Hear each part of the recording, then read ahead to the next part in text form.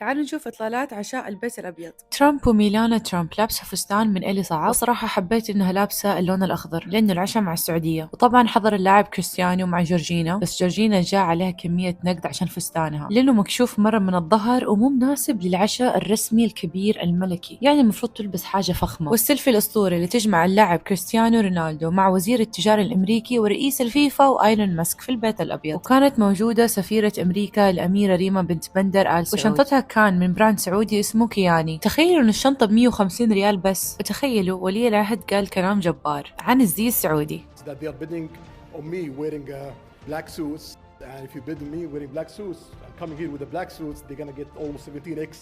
So I want to tell them sorry, you lose the bet.